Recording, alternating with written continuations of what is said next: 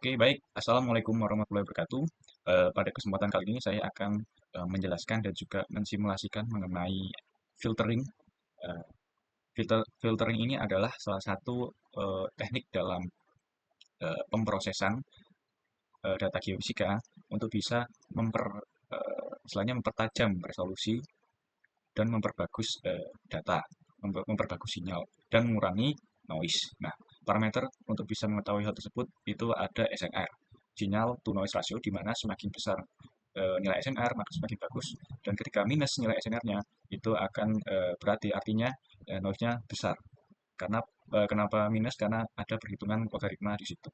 Oke, yang pertama-tama kita uh, apply dulu mengenai library-nya. Oke, baik. Di sini untuk library-nya itu ada NumPy untuk numerikalnya, terus Matplotlib untuk ngeplotnya, kemudian CCPy sinyal. Kita import apa namanya bagian untuk filteringnya itu ada di sini. Nah, sebelumnya saya mau sampaikan bahwasanya nanti ada dua bagian. Yang pertama, bagian pertama yaitu saya akan melanjutkan mengenai eh, simulasi dari dua filter lainnya, yaitu low pass filter dan juga high pass filter. Kan sebelumnya sudah melakukan band pass filter, di mana band pass filter itu meloloskan frekuensi yang ada di dalam rentang. Kemudian untuk low pass filter uh, meloloskan frekuensi yang kurang dari cut off. Nah, cut off ini adalah batas dari uh, apa namanya batasan dari filtering, di mana kalau misalnya low pass filter maka yang diloloskan adalah kurang dari cut off-nya. Kemudian kalau high pass filter itu meloloskan lebih dari frekuensi di cut off-nya. Sedangkan untuk band pass filter tadi berarti punya dua cut off untuk itu. Oke, lanjut setelah apply filtering teknik, kita lanjut saja. Oke, untuk bagian yang kedua yaitu saya definisikan function dari SNR dan juga komputasinya, di mana nanti ada perhitungan dari SNR di bagian akhir untuk mengetahui parameter seberapa baik sinyal tersebut eh,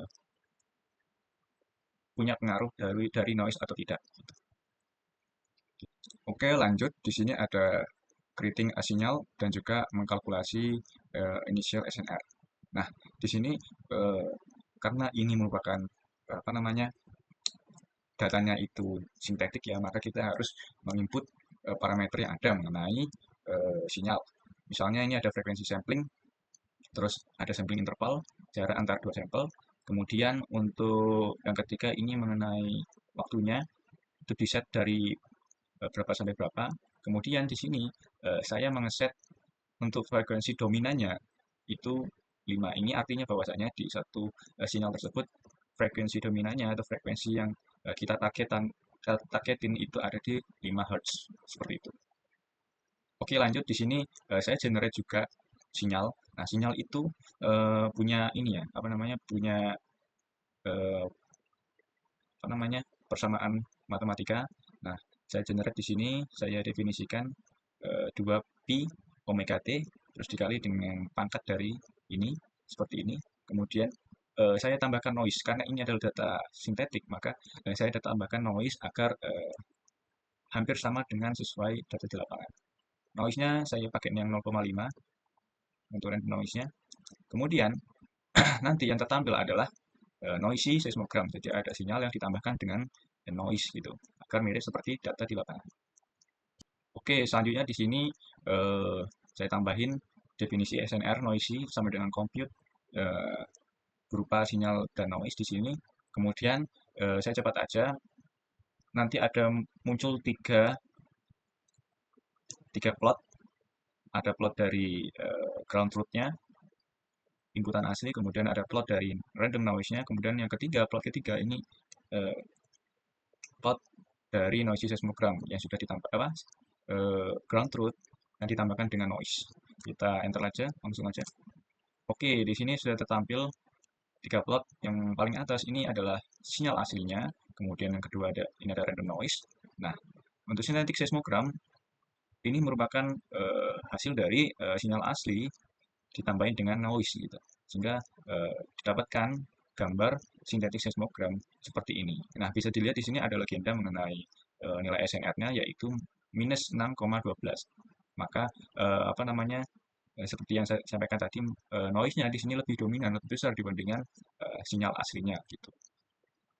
Ini perlu untuk dilakukan apa namanya, spectral analysis untuk langkah selanjutnya, dan juga setelah itu akan dilakukan filtering untuk bisa menaikkan rasio dari sinyal.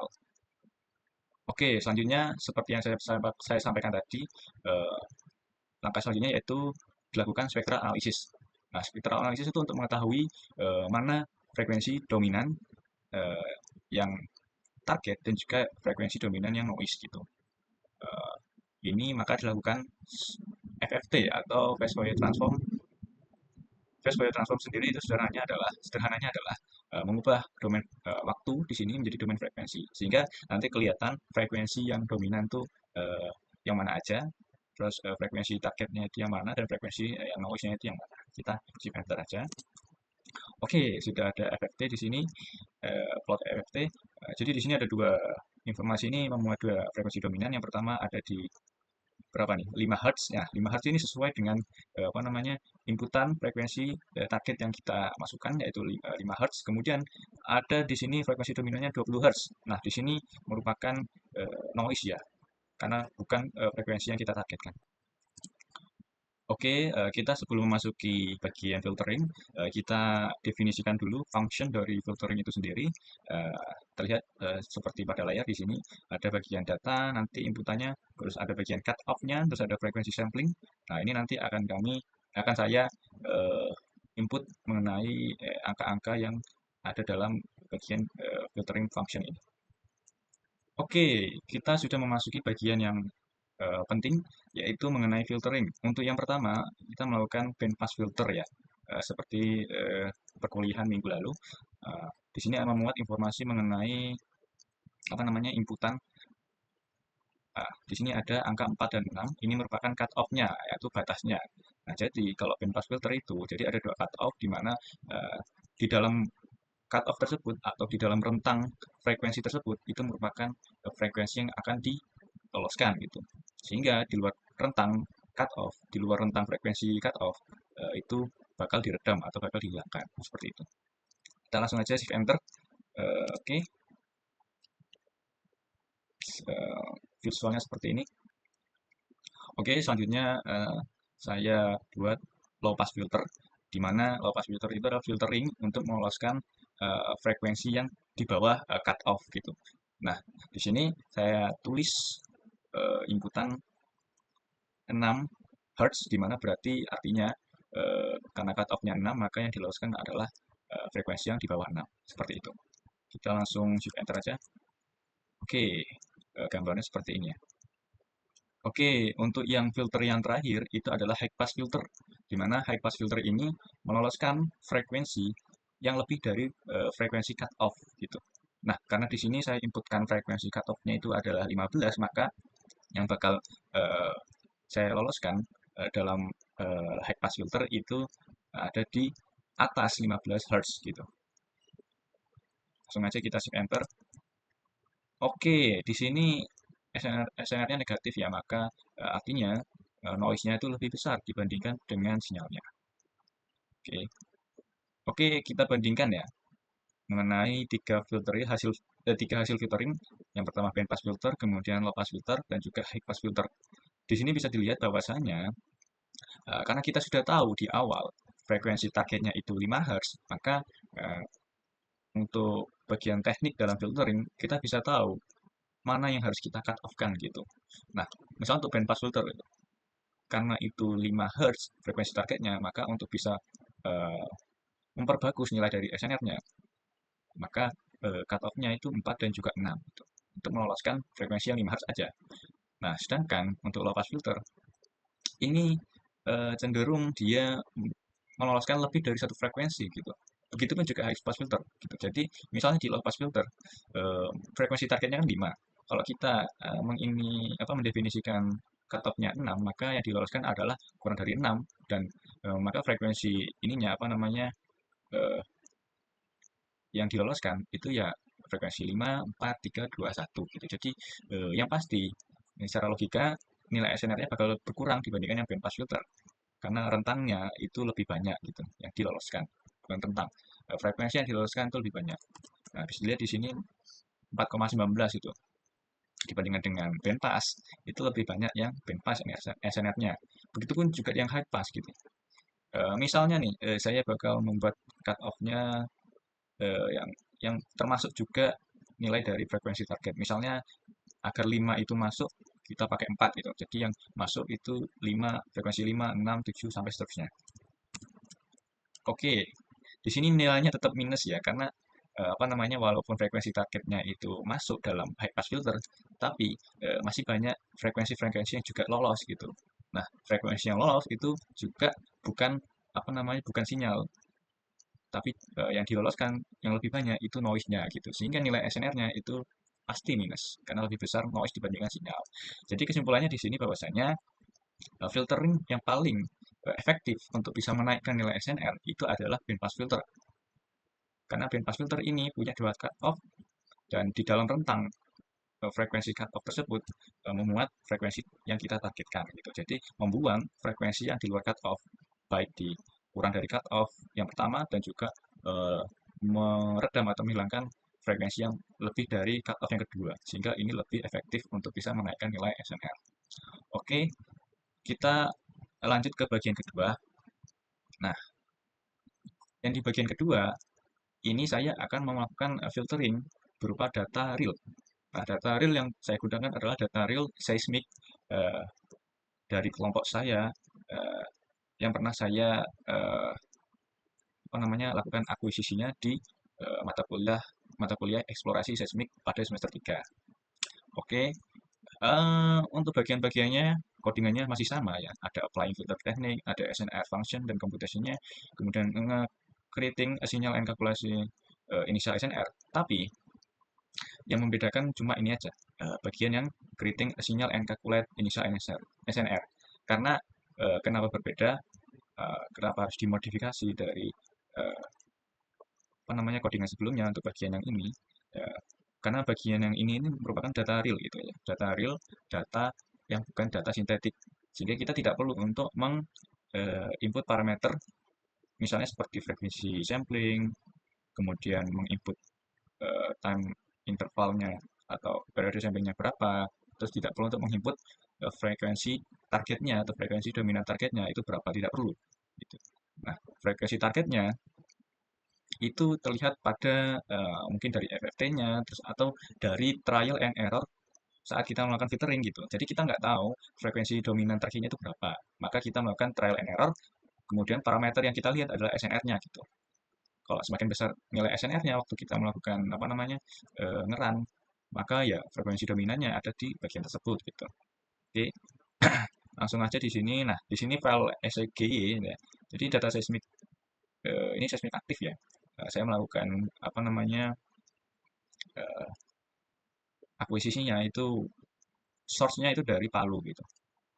Dan saya dapatkan di sini jadi ada 12 ini ya, 12 shot. Apa? 12 ya, 12 titik dan saya pakai hanya yang titik yang ke-6. Shot ke-6 bagian tengah-tengahnya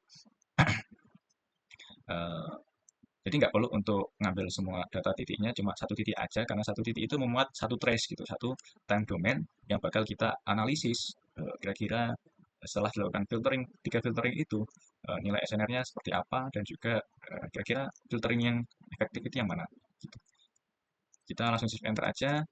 Oke, di sini bisa terlihat mengenai ini kalau di sini cuma satu plot aja ya, plot dari sinyal lapangan asli yang sudah memuat noise gitu. Jadi nggak perlu untuk nambahkan noise di sini.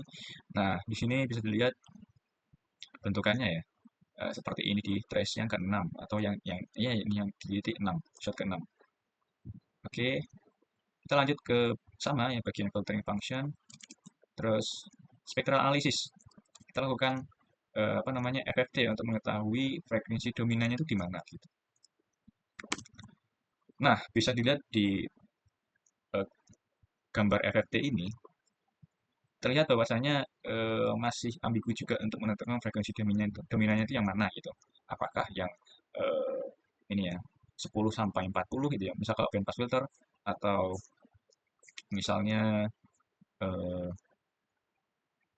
mungkin lebih merucut lagi 20 sampai 30 gitu.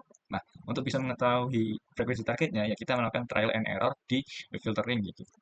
Yang kita lihat adalah nilai SNR-nya. Kalau nilai SNR-nya semakin tinggi, saat kita nyoba-nyoba cutoff-nya itu berapa, maka ya nilai dalam rentang tersebut itu merupakan frekuensi dominan itu, frekuensi yang kita targetkan gitu. Kalau misalnya dalam konteks bandpass filter. Oke, kita lanjut aja setelah melakukan FFT, langsung aja ke bagian teknik bandpass filter. Nah, oke.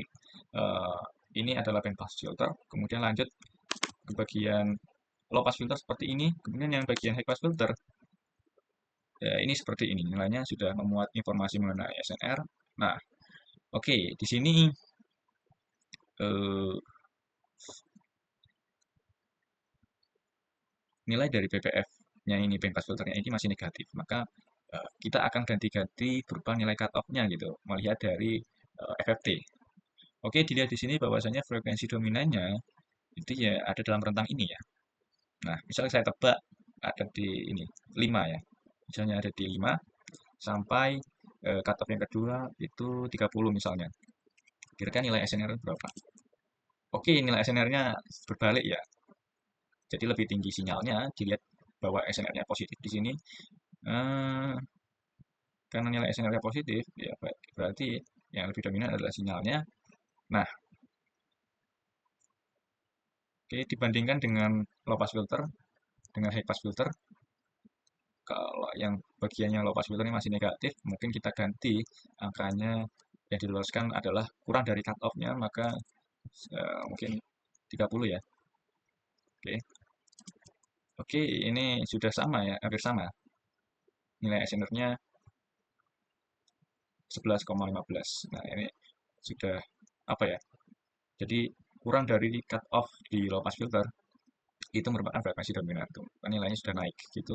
Kemudian high pass filter ini eh, saya pakai cut off yang 12 untuk high pass filter, maka yang diloloskan adalah frekuensi yang lebih dari 12 Hz. Ini nilainya plus ya. Nilai SNR-nya plus, berarti lebih dominan sinyal di sini.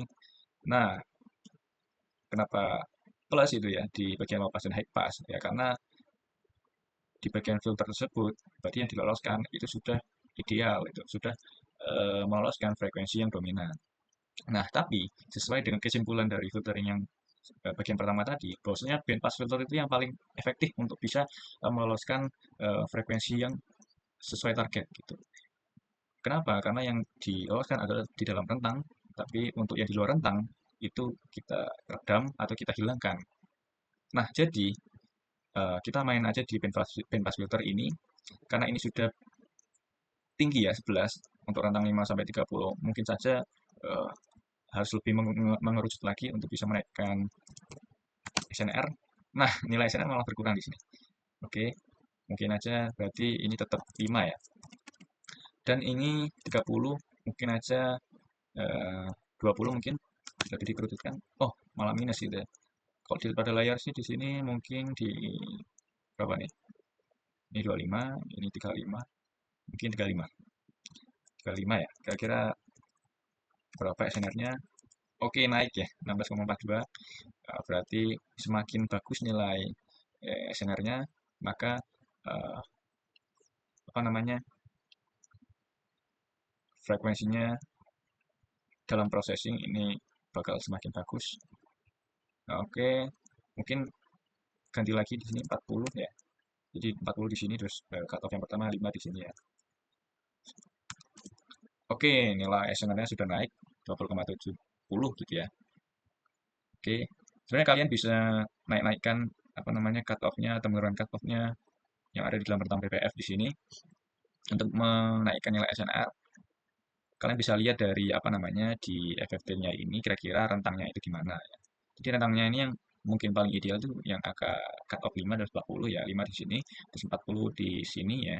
Jadi di dalam rentang, misal di bandpass filter ya, di dalam rentang bandpass filter tersebut jadi memuat frekuensi dominan atau frekuensi target yang mau kita analisis gitu, yang mau kita interpretasikan. Nah, kesimpulannya di sini adalah bahwasanya nilai apa filter yang paling efektif untuk bisa meloloskan frekuensi yang ditargetkan itu adalah bandpass filter dibandingkan dengan low pass dan high pass gitu. Bisa dilihat dari parameter SNR bahwasanya bandpass filter ini bisa di apa ya, mainkan cutoff-nya untuk bisa menaikkan nilai SNR itu. Yang paling tinggi itu adalah yang di bagian bandpass filter. Kenapa seperti itu? Karena bandpass filter ini punya dua cutoff, di mana di dalam rentang frekuensi cutoff ini yang bakal diloloskan itu. Sedangkan frekuensi yang tidak diloloskan atau di luar rentang cutoff-nya itu bakal diredam atau bakal dihilangkan gitu. Jadi bakal logikanya bakal menaikkan nilai SNR gitu. Karena yang diambil bagiannya itu adalah nilai yang di dalam rentang. Oke. Terus eh, kesimpulan yang kedua dalam hal ini, kenapa penting nilai apa dilakukan suatu filtering gitu. Nah, suatu filtering ini penting untuk dilakukan untuk bisa eh, memiliki nilai frekuensi yang asli gitu ya, frekuensi asli yang ada di yang sudah kita rekam saat akuisisi gitu. Nah, ketika nilai frekuensinya itu sudah asli, nilai SNR itu sudah tinggi, maka saat pengolahan itu mungkin di bagian inversinya dan juga forwardnya, modeling itu bisa menampilkan interpretasi dari eh, struktur bawah permukaan yang ada gitu. Jadi tidak akan ya kita bakal mengurangi misinterpretasi dan juga ambiguitas yang ada di bagian tahapan interpretasi gitu. Jadi bakal menaikkan peluang untuk melakukan interpretasi yang benar dalam tahapan interpretasi gitu. Jadi tidak akan misinterpret itulah istilahnya. Jadi seperti itu. Mungkin itu saja kesimpulan dari saya, itu saja penjelasan dan juga simulasi dari saya mengenai filtering data. Eh, Kurang lebihnya mohon maaf. Wassalamualaikum warahmatullahi wabarakatuh.